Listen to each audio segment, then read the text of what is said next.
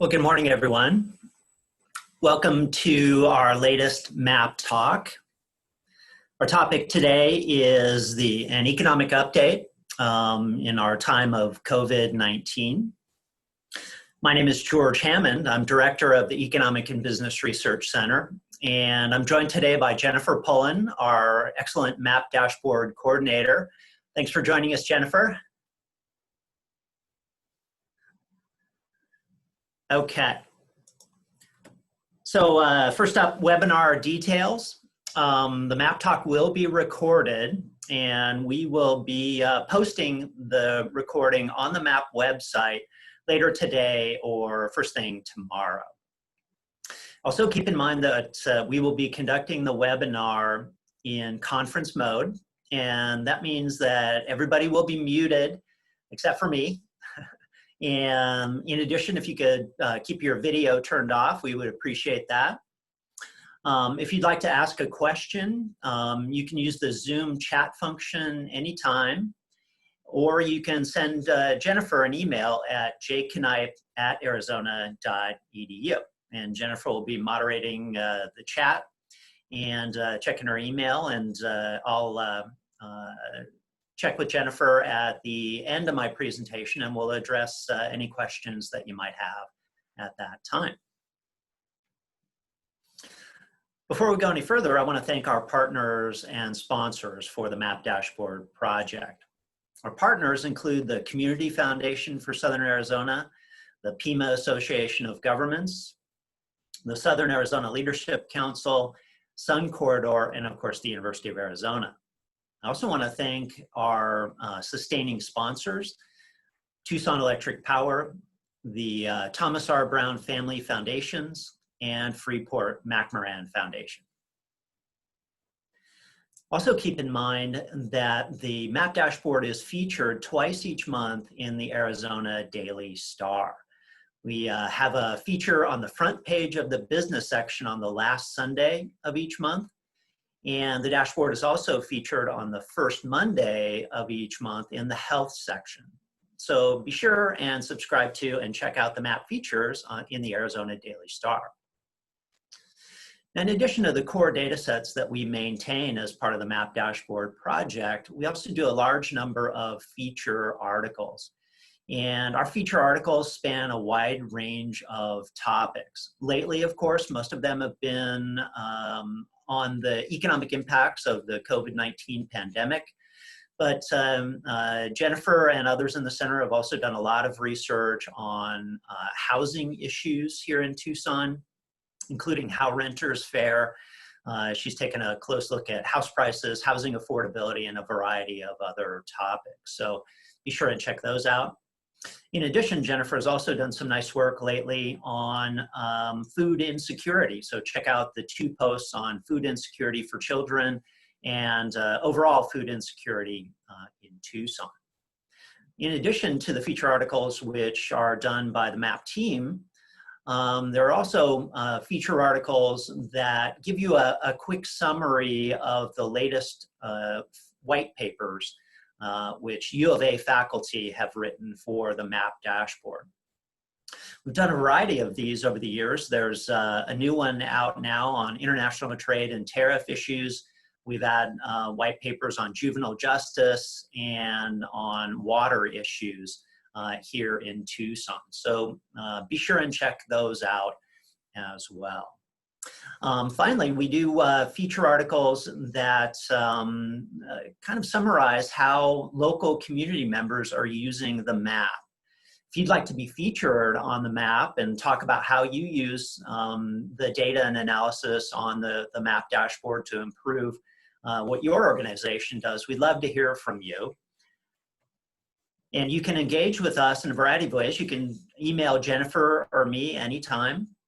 You can also subscribe for updates to the map dashboard, and that will put you on the mailing list for our newsletter, which goes out at least once a month, usually more often than that. It's a great way to keep up with the latest analysis, the latest data updates on the dashboard. And we also have provided access to the latest high-frequency data to track how the COVID-19 pandemic is affecting the leisure and hospitality, travel and tourism industries here in Arizona nationally, and in Phoenix and Tucson as well. So be sure and click on that high-frequency data button and check out what we have for you there. So let's talk about the key topics for today. So as usual, since the pandemic began, a key consideration is just this fact that uncertainty really dominates the outlook. And what's driving the uncertainty is the virus itself. We've learned a lot about the virus over the past 6 months or so, but we still have a lot left to learn. And in particular, there is still a lot of uncertainty about how the outbreak is going to progress as we go into the fall and winter months. So it's uncertainty about how the outbreak is going to progress creates uncertainty about how the recovery here nationally in Arizona, Phoenix, and Tucson is going to play out as we go forward over the next year. So there's still a lot of uncertainty out there. What we do know is that Arizona was hit hard by the outbreak, but at least in terms of our economic recovery, we're actually doing a bit better. That is the nation as a whole and many other states. We also know that the CARES Act has boosted the recovery by funneling billions of dollars into the state economy over the past couple of months. So we'll talk a little bit more about that in the coming presentation. So the short run outlook for Arizona, Phoenix, and Tucson, it depends on the outbreak. If the recent surge in the outbreak is contained and if we don't see a resurgence as we go through the fall and winter months, then we're likely to see the recovery continue, probably at a slower pace than we saw during the first 2 months when the restrictions were lifted, but that recovery should continue nonetheless. As we think about the long run, this gets us past the thinking about the pandemic so much into thinking about the longer run factors that drive state and local economic performance. And that brings us to factors like demographics, innovation, educational attainment, infrastructure, tax and regulatory policies, and environmental concerns, including water policy. Overall, Arizona is well positioned to far outpace the nation and most states in terms of growth in jobs, income, sales, population growth. But even so, our growth is likely to be slower over the next 30 years than it was during the prior 30 years. And that's primarily driven by demographics, namely the aging of the baby boom generation. So let's talk a little bit about our overall labor market performance. We've been tracking this since the beginning of the pandemic using initial claims for unemployment insurance as one key indicator. Part of the reason that we like this is it's weekly data. You do want to keep in mind that it's fairly noisy administrative data. But what we saw was a huge spike in initial claims for unemployment insurance. The kind of dark red bars show the regular unemployment insurance program here in Arizona. The lighter shaded red bars show a program that was begun by the CARES Act called Pandemic Unemployment Assistance.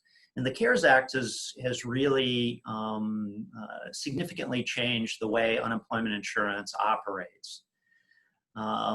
It's created new programs like the Pandemic unemployment assistance program. What that did was to expand unemployment insurance coverage to groups that were previously excluded, namely the self-employed, gig workers, and others who are affected by the pandemic.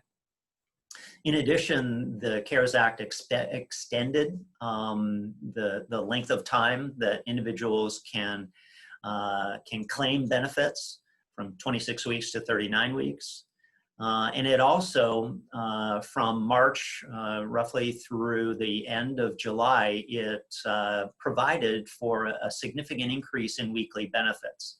The CARES Act generated the $600 per week supplement to the normal state benefit. And keep in mind, the normal state benefit here in Arizona is relatively low.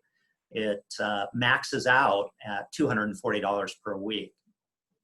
Now, since early August, the CARES Act supplement expired, and that was partially replaced by a supplement created by an executive order of the president. It takes funds from FEMA and provides for a $300 per week supplement. That began in early August, and that'll last as long as the money lasts. There are about $44 billion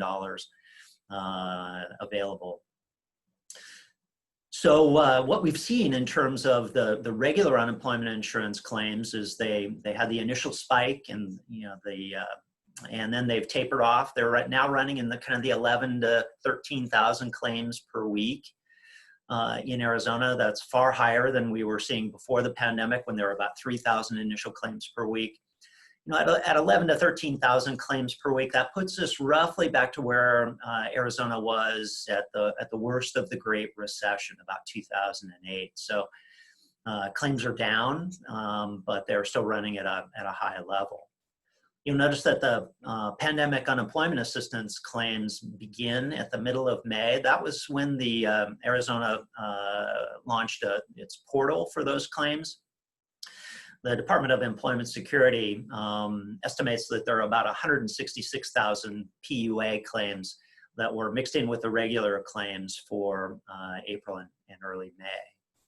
Now, the pandemic unemployment assistance claims really fall in early August. That was primarily due to efforts on the part of the Department of Employment Security to reduce fraud. Since falling, though, they've started to trend back up significantly. So overall, the unemployment system is funneling a huge amount of money to unemployed individuals in Arizona. Department of Employment Security says that from early March through early September, they've paid out $10.8 billion in unemployment assistance. That is a big number. That alone accounts for about 3.2% of Arizona's personal income for the whole year in 2019. If you add on to that other CARES Act programs like the Paycheck Protection Program, the estimates vary there, but let's take the estimate of about $8 billion there. If you include the recovery rebates from April, there's billions more there. So somewhere in the neighborhood of $20 billion or more have come into Arizona to help sustain our economic recovery. And no doubt that has had a significant impact on our overall economic performance and on tax revenues, particularly because these unemployment insurance benefits are subject to income tax. So we've suffered a huge shock to our labor market. And one way to see that is to look at our seasonally adjusted unemployment rate. Arizona's unemployment rate and nationally, our rates skyrocketed from the 3 to 4% range up into the high teens. Since then, unemployment rates have come back down. The national rate, we have a little bit more data for the nation. Now we have data through August. The national rate fell significantly in August to 8.4%. We'll get the Arizona data for August next week. But in July, we actually saw Arizona's unemployment rate spike up a little bit from 10% to 10.6%. It's hard to know what to read into that. The state unemployment rate arises from a survey, and that data tends to be pretty volatile during the current year. Nonetheless, unemployment rates are down. Even if we take a kind of a broad measure of the unemployment rate, so-called U6 rate, which includes everybody included under the U3 or the official rate, plus discouraged workers and more generally those who are marginally attached to the labor force, and those who are part-time for economic reasons. So that U6 rate tends to be much higher than the official rate, but even so, the U6 rate has come down significantly from that initial peak. However, unemployment, no matter how you measure it, remains significantly elevated. Now, another way to get a feel for what's going on in the labor market is to look at what's going on with measures of employment. And there are two major measures that we focus on. One is the measure of jobs, which comes from a survey of establishments. Now, this measures jobs on payrolls of firms. And you see the huge drop off there from February to April, and then the recovery as the economy opens back up a bit in May and June. And then July, a significantly slower month, roughly stable employment in terms of the number of jobs. The second major measure that we have is what comes out of the household survey. And this household survey generates both a count of employed residents, and it also generates the unemployment rate data that we saw on the prior slide. The major difference between the employment as measured by the household survey and employment as measured by the establishment survey is that the self-employed and agricultural workers are included in the household survey, but by and large not in the establishment survey. Now, via the household survey, you see it tends to be more volatile than the data that we get out of the establishment survey. We see the same kind of huge drop off from February to April, and then recovery, but a somewhat slower recovery. And that may indicate that the self-employed are taking a significant hit during this COVID downturn. Overall, Arizona's employment, both measured by the household and the establishment survey, were closer to where we were in February than is the national economy. This gives you a similar view using the establishment survey data, or our count of jobs, for the metropolitan areas in Arizona, the state of Arizona as a whole, and the nation. Now, all the numbers that you see here are the percentage difference between employment for the current month relative to February. So you can see that Arizona employment fell by 9.9% from February to April. Nationally, the drop was 14.5%. Across Arizona's metros, the Flagstaff metropolitan area was hit the hardest with almost a little bit over a 20% drop from February to April. Sierra Vista Douglas had the smallest drop at 6.6%. You can also see the recovery here. These negative numbers get less negative as we move through to July.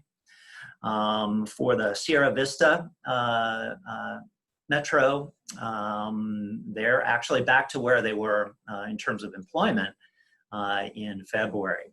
The Flagstaff metro area is still the furthest of any metropolitan area away from where it was in February, with almost an 18.5% gap between July and February. Tucson's about 4% where it was in February. Phoenix about 5.6% below. The state as a whole is 5.2% lower in terms of jobs compared to February. Nationally, 8.4% below. So overall, Arizona doesn't get hit quite as hard as the nation during the initial drop-off, and that's a big part of the reason why we're closer to our February employment level than is the nation as a whole. So this downturn is very different from kind of the normal recession. It's a lot different than the downturn of 2008, 2009. You notice that in terms of the net job loss from February to July, leisure and hospitality still shows the biggest job loss, followed by professional and business services. So that includes accountants, lawyers, management consultants. High-tech jobs, engineers, computer scientists will tend to be here, as well as call centers and temporary help agencies. And a big part of the job loss that we've seen during the pandemic has been in these temporary help agencies. These are fluid jobs. They tend to be the first to go during a downturn. Education and health services is also down significantly from February to July, as are government jobs. Those are primarily state and local government job losses. There's one sector that's recovered all the jobs lost during the COVID downturn, and that's other services. This includes lots of different things, including hair and nail salons, as well as childcare and other sorts of sectors that have recovered fairly well. Now, Tucson, in some ways looks a lot like what we're seeing for the state. The Phoenix data looks a lot like what we're seeing for the state, as you might expect. In Tucson, the largest job losses from February to July are in leisure and hospitality, professional and business, education and health services, government, just like we saw for the state. The big difference is that we see some pretty significant job gains in trade, transportation, and utilities in this preliminary data. And most of those job gains are in the retail sector. That's a little puzzling. I'm not quite sure where those jobs are. They don't seem to be at brick and mortar stores, at least from what I've seen around town. So there may be something else going on within retail, maybe some online jobs showing up there in the retail sector. Also want to keep in mind that this data is preliminary for the nation, for the state, Phoenix and Tucson, and it will get revised in March of next year. And the revisions do tend to be a bit bigger for Tucson than we typically see for Phoenix or the state. So this may be one of those trends that we see emerge in the preliminary data that then goes away once we get the revised data. So we'll keep an eye on that in coming months. So one big issue here in the COVID downturn has been what's going on with consumer spending. And there's a kind of a nice website that comes out of Harvard University by a group called Opportunity Insights. And you can check the data out for yourself at tracktherecovery.org. And they do some tracking of data for consumer spending, which is measured by card-based transactions. So think of debit cards and credit cards and all the things that you tend to buy with a debit or a credit card. One sort of caveat with this data is, as far as we can tell, it excludes the UI benefits that often come, or at least an option is available for UI recipients to take their weekly benefits on a debit card. I think those are excluded from this measure.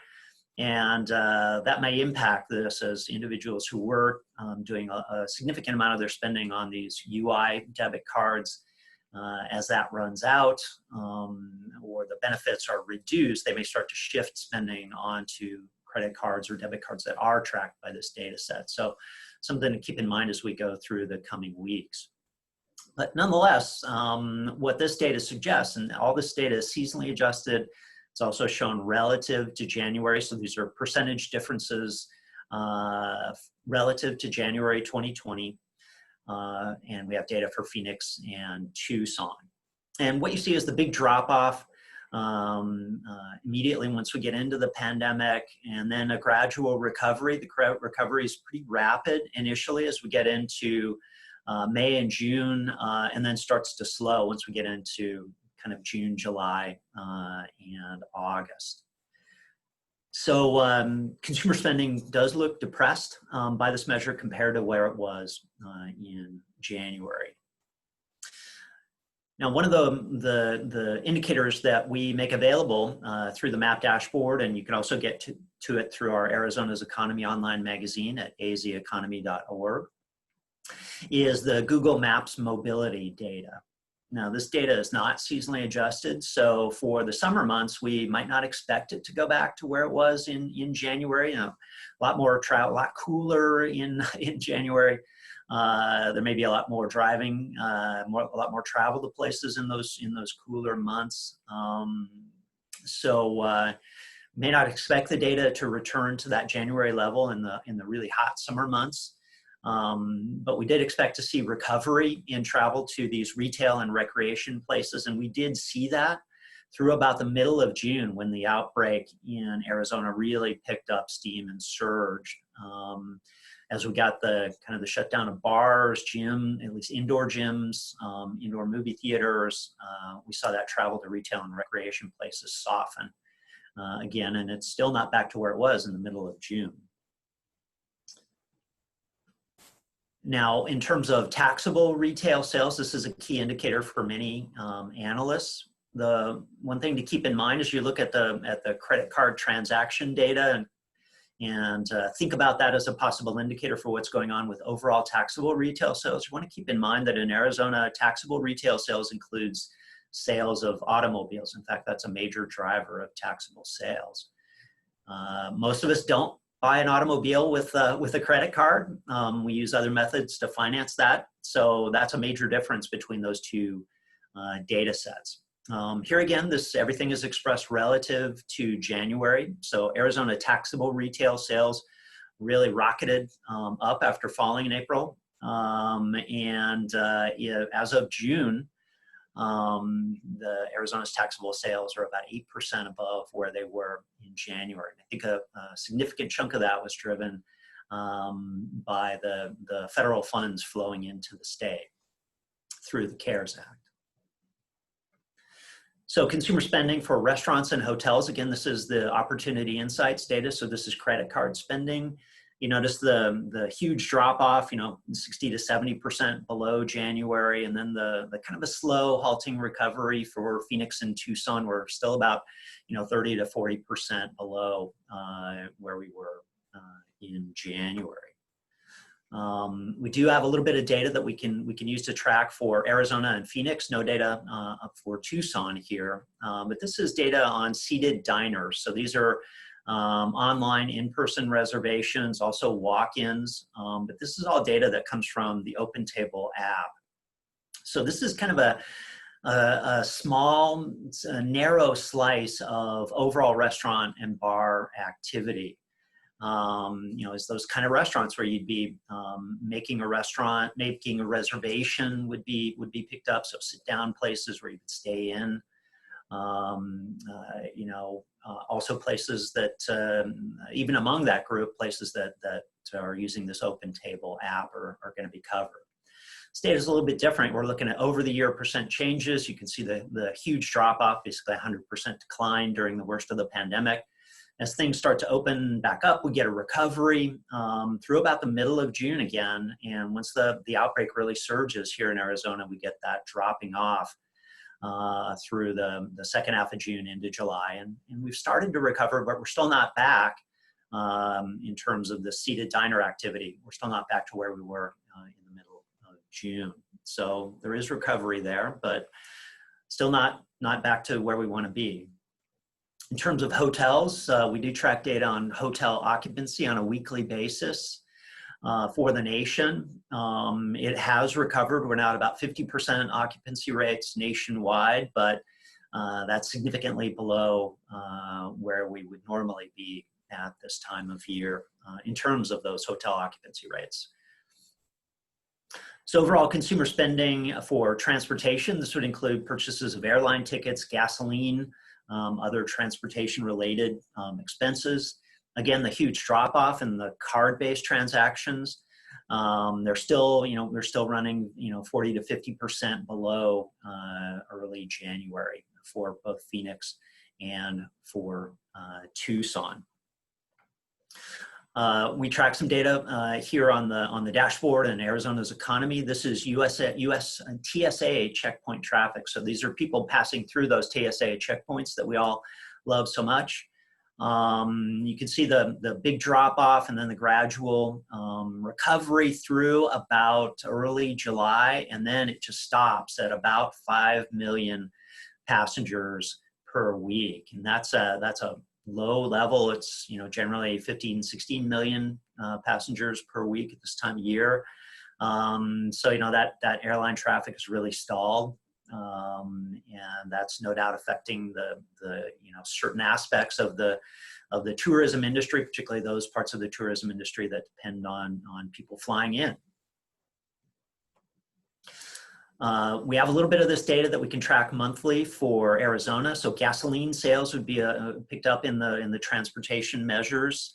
Again, this is relative to January. You see the big drop off in gallons sold through April, and then gradual recovery. Gallons through June are about 10% where they were in January on a seasonally adjusted basis. Notice that the dollar value of gasoline sales fell further, and that's because gasoline prices fell at the same time that the gallons sold fell, so you get a bigger drop in the dollar value of sales. And that has started to recover as well, but again, significantly below where we want to be. We do have data on air passengers going through our airports at Sky Harbor and Tucson International. You see the big drop off and the modest recovery through June. We're still, as of June, we were, roughly 70% below that early January level, even on a seasonally adjusted basis. So let's think about the outlook. Where we are is in the midst of a gradual recovery. It's still emerging. We got the bounce off the bottom, and then growth was pretty slow. Job growth was pretty slow in June. We may see some slow growth again in July. The outbreak was still pretty significant here in Arizona as well. Restaurants, at least bars, gyms were still closed in July, so that will affect those July numbers as well. Overall, I think we're in pretty good shape for a solid recovery to continue with gradual improvement. Again, keep in mind that assumes that we don't get a major surge in the outbreak that necessitates further shutdowns as we go through the fall and winter months. So on our current course, I think we're in pretty good shape to get back to the pre-pandemic levels by roughly the middle, or at least the second half of 2021. Personal income growth, I think, is going to be pretty modest this year and next year. It's being propped up currently by the federal funds flowing through the CARES Act. Those funds will run out likely, or at least they've already started to drop off. We'll see a significant drop off, I think, as we get into early 2021, and that will mean we'll see kind of modest growth of income in 2021 as well as the economy comes back. So we're going to see this. We've seen this kind of infusion of federal funds in 2020. Those are going to go away, and we're hoping that the recovery will be strong enough to replace those federal funds as we go through 2021. Population growth, I think, will slow modestly this year, accelerate modestly next year. I really don't see much impact on population growth from the pandemic. So overall, that's good news for the housing sector. In terms of housing permits, we saw really strong housing permit activity in June and July here in Arizona. So that's good news for the housing sector. House price growth has been solid. We're hearing a lot of talk about people around the country, and particularly on the West Coast, targeting our lower cost housing markets as a place to come and live. We'll talk more about that in a couple of minutes. So let's talk about the long run outlook for just a couple of minutes here. One thing you want to keep in mind is that the graphs I'm going to show you assume no long-term impacts of COVID-19. And it's even a little bit more pointed than this. The long-term projections were actually completed before the pandemic began. These they put the final touches on these in late February. So there's nothing one way or the other about COVID in the national long-run projections that drive the state and local projections. What is in there are assumptions about demographic change. And when we talk about demographic change these days, what we are getting at is the retirement of the baby boom generation, the aging of the baby boom generation. And that demographic shift generally means that we're going to see slower population growth, slower labor force growth, and that means slower growth rates in jobs, population, income, retail sales over the next 30 years compared to what we have experienced during the prior 30-year period. So keep that in mind. You also want to keep in mind that when we think about the long run, what really drives our long run standard of living or per capita income is innovation. These technological change, these new processes and new products that really drive growth. And educational attainment plays a key role in driving innovative activity, particularly for state and local areas. This goes for nations as well. So let's take a look at the demographic shift. The blue line shows the share of the national population age 65 and older. We're at just above 16% of our population age 65 and older now. That's going to rise rapidly up into the low 20, roughly the 22% range, stabilize, and then gradually decline. Overall, that means slower population growth, so higher death rates, lower birth rates going forward. So for Arizona, that impacts our natural increase. Natural increase is just the annual difference between births and deaths. When this number is positive, there are more births than deaths. When the number is negative, there are more deaths than births. In Arizona, our natural increase peaked just before the Great Recession. During and after the Great Recession, our birth rates have really shifted. They've fallen significantly, even for the Hispanic population.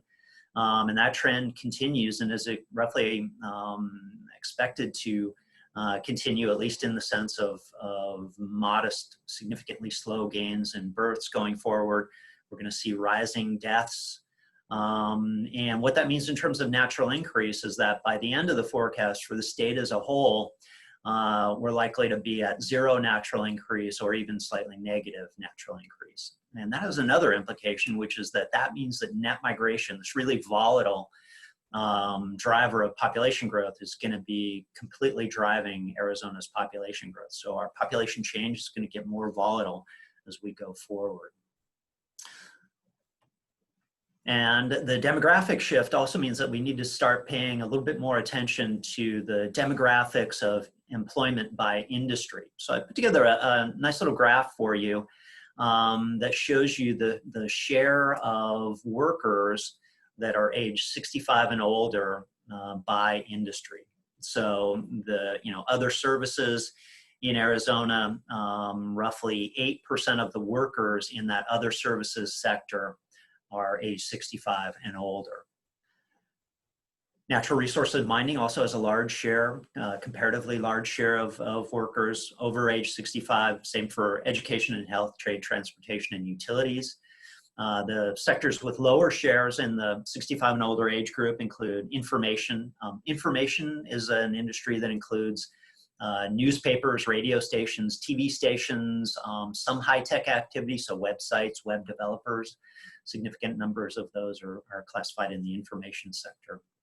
Here, it tends to be relatively young, as does manufacturing, leisure and hospitality, and the construction sector. So as we go through this aging process, that will have different impacts. It will create labor shortages, or at least relative increases in difficulty of hiring for some industries compared to others. I also want to keep in mind that since the COVID pandemic has more severe impacts on the population as you get older, particularly over age 65. There may be issues with some of these older workers in these industries not wanting to come back to work until we have really effective therapeutics and or a vaccine.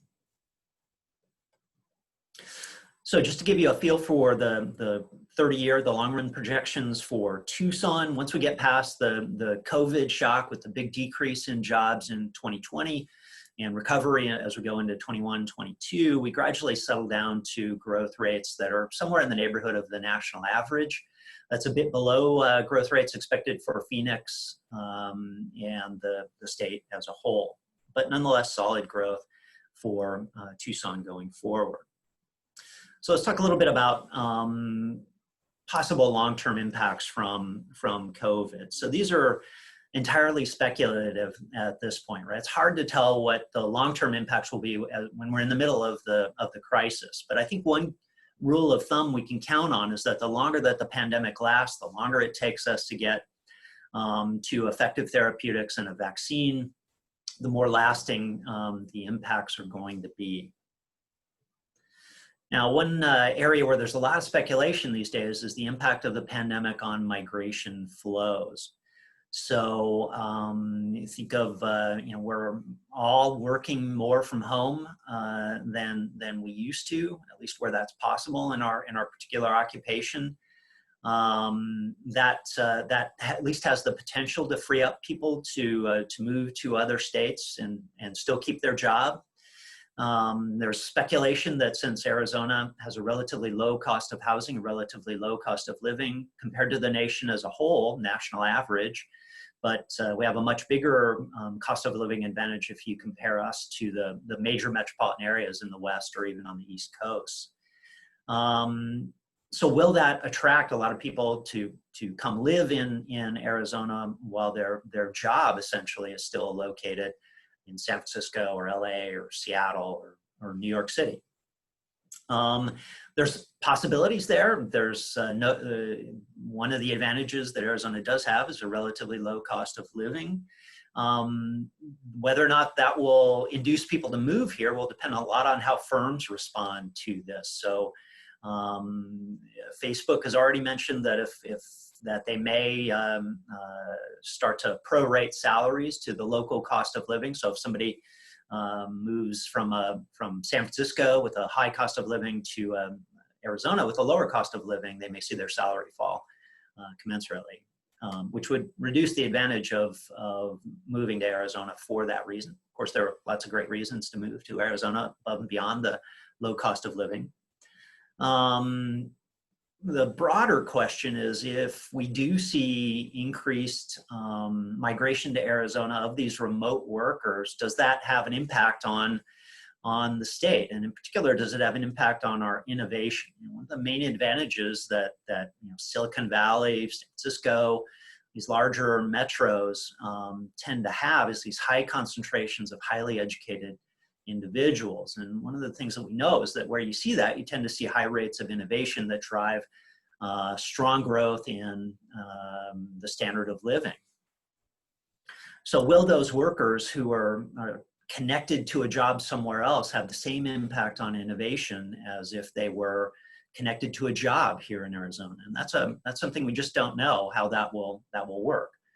But nonetheless, there are a large number of implications there that will continue to track and to look more deeply into as we go through the coming weeks and months. Second area that's getting a lot of speculation is the impacts of the pandemic on commercial real estate, right? Where we can, many of us are working more from home. So there's a lot of speculation about the impacts of remote work on the office market. That will depend, again, a lot on how employers view this. So will employers be comfortable in the long term having employees work from home as part of their standard operating procedure? And will workers want to work from home full-time is a big question. There's a survey these days that's getting a lot of attention by a Stanford economist named Nicholas Bloom. And his survey results suggested that about 20% of workers want to work in the office full-time. Those tend to be older workers. About 25% want to work from home full-time. Those tend to be younger workers. But the balance, about 55%, just want more flexibility. They want to be able to work from home a couple days a week and work in an office a couple days a week. I would certainly fall into that group. I like having the flexibility, but the internet connection, even though I have a pretty good one over the VPN, is just not fast enough for me to do some of the things I want to do. And I can do it so much faster and and more reliably here. I tend to do most of my Zoom presentations from the office because the internet connection is just so much faster than it is at my house and more reliable as well. So there are still attractions of being able to go to an office. I, for one, like to have the separation between my home life and my work life. So we'll see where all that plays out, but certainly this is a disruption that may have longer term impacts. We'll see how things turn out. In terms of brick and mortar retail, I think the increase in online sales that we've seen spurred by the pandemic is probably here to stay. And that means that it may accelerate the reduced demand for brick and mortar retail and increase demand for warehouse activity. Residential real estate is another really interesting wild card here. So if people are working more from home, even if they're still working in the office now and again, will that cause residential development to shift further out from the city center because people don't need to get into the office as much? And will it create a shift from single family to multifamily? Will the pandemic drive that kind of shift? Will people want that greater space? It may also create shifts in the mix of the housing that's offered. So will more single family and multifamily activity have rooms for two offices, two home offices, or at least some accommodation, some manipulation of the space to allow more work from home? So a lot of interesting stuff going on there. And finally, automation. I think this is another shift that was already underway, that's probably been accelerated. I know from my local Safeway, which had resisted installing self-scanners. As soon as the pandemic hit, all of a sudden we have self-scanners in my local Safeway. So the shift to automation, particularly where it alleviates face-to-face interaction, may be accelerated, and that is probably something that we'll see stay with us once it happens. So a lot to think about in terms of the long-run impacts. We'll be publishing feature articles and additional research on this to help you get a feel for how it's all turning out. So the key takeaways from today, keep in mind when you're looking at any forecasts of anything pretty much these days that uncertainty is a big part of the outlook. The pandemic is going to have an impact on the outlook, for better or worse, depending on how that turns out, particularly in terms of the near-term outlook of the next couple of years. The Arizona economy has recovered, at least so far, faster than the US and many states, in large part because the initial drop wasn't as severe as we saw on average for the nation. The outlook calls, at least for this forecast, for us to reach pre-pandemic levels in terms of jobs somewhere around the middle or second half of 2021. The long-run outlook remains positive. Arizona is likely to outpace growth for the nation and for most states in terms of jobs, population, income, retail sales. We want to keep in mind that investment in education is going to be key to driving the long-run improvement of our standard of living, because highly educated workforce is more innovative and more competitive in the long run. And it's that innovation that's the main driver of improvements in our long-run standard of living. So with that, I'll conclude my prepared remarks, and I'll ask Jennifer, are there any questions that I should address? Hi, George. Yeah, we have quite a few questions. So I just want to mention, if we don't get to all of them, we will try to respond to you individually, the questions that we don't answer today. But the first question is, the new NAFTA agreement, is the new NAFTA agreement having any impacts on the Tucson economy? And before you respond, George, I want to mention that yesterday we posted a white paper that is related to this topic that you might, some of you might find interesting. It's called The Impact of Trade Wars on Manufacturing Employment. It was written by a U of A faculty member with his expertise exploring tariffs and whether they help American workers. So that. Great, thanks, Jennifer. Yeah, I think the new NAFTA, the USMCA, is going to be a good thing. Now that it's finally in place, just having it in place will help improve our trade relationship with Mexico and Canada as we look to the long term once the pandemic is over. I think it will be a beneficial thing. You can track the impacts of the pandemic on Arizona's trade with Mexico and Canada, also border crossings with Mexico. You can track those on our Arizona-Mexico Economic Indicators website at azmex.eller.arizona.edu.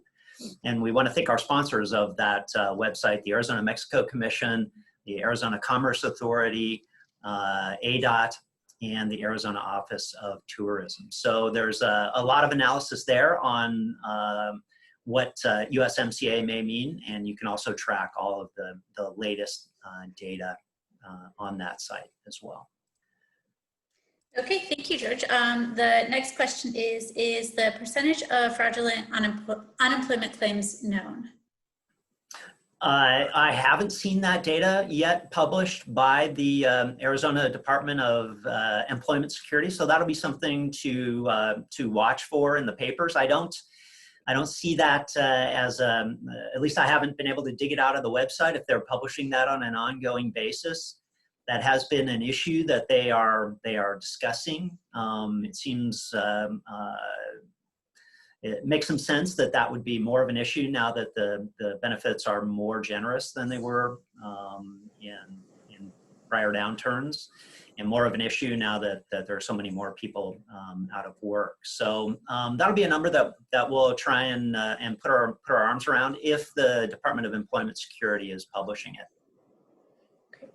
The next question is, does the trade, transportation, and utility growth numbers account for Amazon delivery, Instacart, and other food and commodity delivery? Most of the delivery services tend to be in transportation and warehousing. That's where most of the delivery is, but not all of it. If delivery is offered as part of a retail operation, so think of Safeway or a grocery store's delivery, right? There are a lot of people who are part of that grocery store who do lots of different things, including delivery. But they would all be picked up as employed by that particular establishment. So it depends. It could be part of what's driving it. There could be some delivery people showing up as retail, but we normally expect them to be much more in terms of the transportation and warehousing. So that's where the Amazon, UPS, FedEx activity is typically picked up. Great. We just got a question on, do we have the current data on teacher salaries in Tucson compared to other metro areas? And I'll mention that we do track that on the MAP dashboard. It's one of our core indicators. We look at teacher wages for both elementary, middle, and high school for all of our key metropolitan areas, and we adjust that by cost of living. So if you visit the MAP dashboard website, go to the education category and look under teacher wages, you can find that data. The next question is, what are the employment sectors that have driven the unemployment rate in Flagstaff? What are the employment sectors in Flagstaff? Flagstaff has a unusually large share of its activity in leisure and hospitality, and that's what got hit really hard. So it's that sector that's driving it. Okay. The next question is, interestingly, TPT for prime contracting is higher than any month since August 2008, yet construction employment is down. Do you have any thoughts on that? Yes, I wonder if the construction data won't be revised. The TPT data is transactions privilege tax, essentially the sales tax here in Arizona. Contracting activity, that retail sales in contracting, TPT activity in contracting has been really strong. It's up roughly 20% over the year.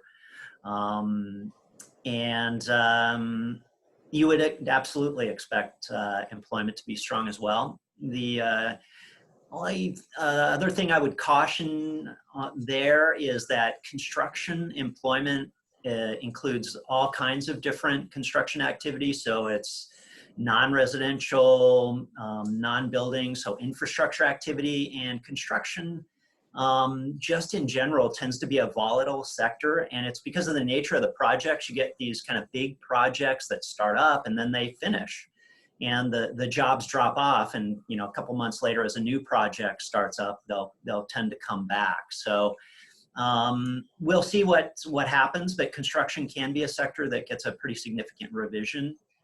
And it also tends to be on a month-to-month basis, one of the more volatile sectors. So we'll see how it looks once we get a couple more months down the road. It may look a lot more consistent at the end of the year with what we're seeing out of the sales tax data. Great. Next question is there a way to determine a subset of the airport data, the TSA data, that measures business versus leisure travel? Not that I know of. This is a new data set for TSA that this, at least I became aware of it once the pandemic began, and they started publishing it on a weekly basis. So I don't know of any way to parse that out for business versus leisure travel. On that basic note, I think that's one area, in addition to watch for a long-term impact from the pandemic. The kind of the conference market, the business travel market is one where, you know, it's a possibility that we could see a real shakeup in the long term in terms of how much business travel we'll see, how much conference travel we'll see. You know, we're all getting really familiar with using Zoom to do our business meetings, our professional meetings, these kinds of meetings. So we'll have to keep an eye on how that plays out.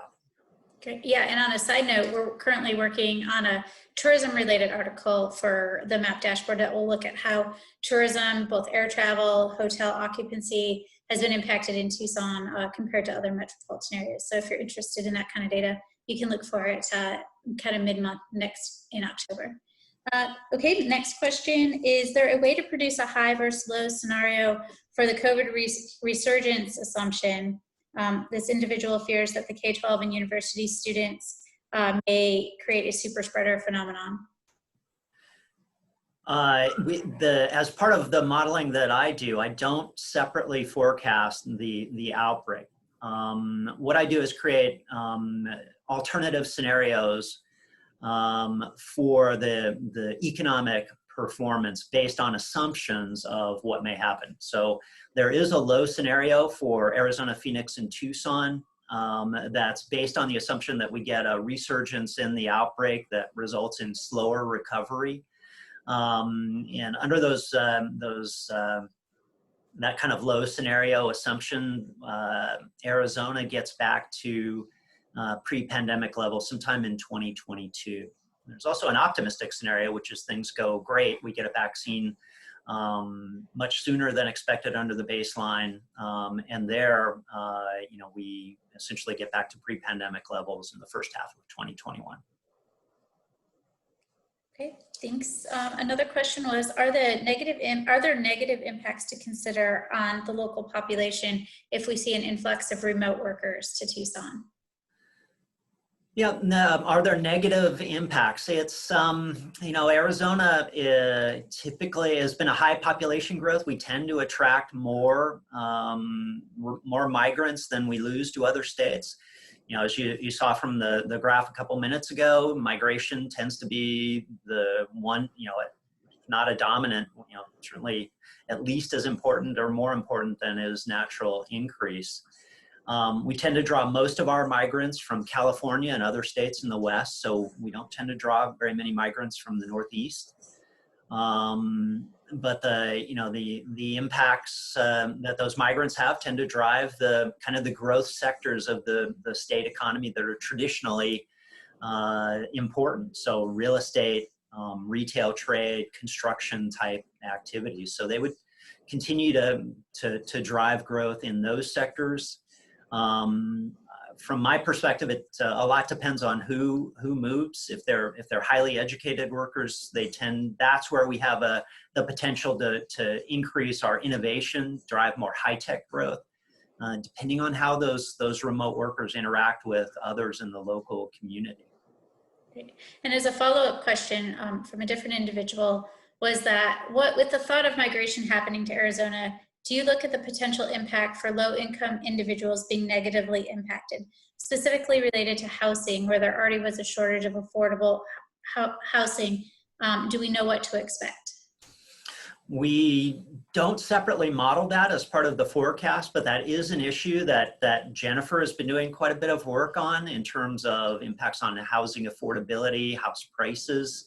So that's, what happens with housing affordability is this complex interaction between building and population growth. So how many structures are being built at what price points and what is the relative population growth. So that's certainly an issue that that we'll continue to track. I can't tell you how that will play out, but we'll continue to try and understand how those two factors are combining to generate either improvements in housing affordability or deterioration in housing affordability going forward.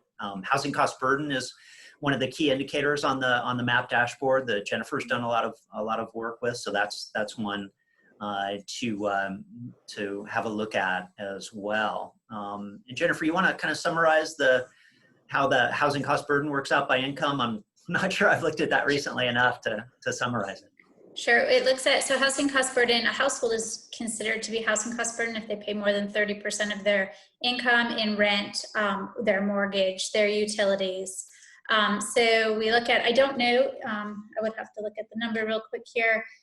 The actual percentage of housing cost burden homes in Tucson is right around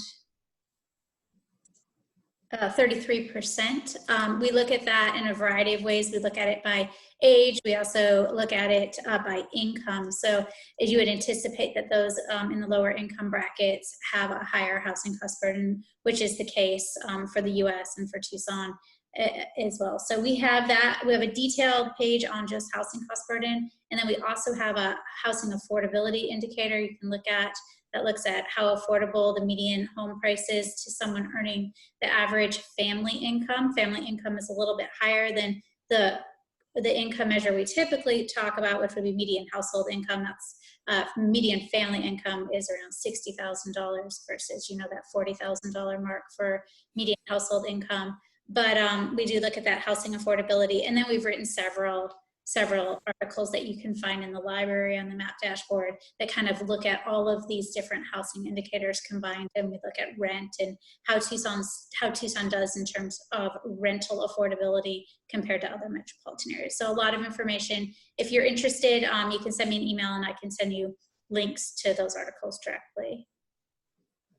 And then I think just one last follow-up question, George, for the sake of time here. We're already a half hour over, so those of you that have stayed with us, thank you. But we will post this later on the website if you'd like to share it with any of your colleagues. The last question I hear is, well, there were two questions regarding eviction. And so I'll read them both to you. What is the prospect of the growing eviction wave? What can we anticipate as it affects our families and their ability to achieve financial stability? And then the second question is, what do you see as the impact of what looks like a looming surge in eviction of renters who are going to be homeless if some rental assistance isn't more quickly available? Yeah, I think this whole issue of a surge in evictions is really important and an important thing to track. There is a researcher here at the U of A, Stacy Butler, who she and her students out of the UA College of Law have been doing some work on tracking evictions, and they also have, I think, an eviction impact calculator, if I'm remembering that correctly, Jennifer, from our meeting. So that is something we can, we'll put that in the next newsletter if we haven't already, a link to that eviction calculator, which you might find interesting. It's not part of the dashboard, but it might be something useful to have a look at.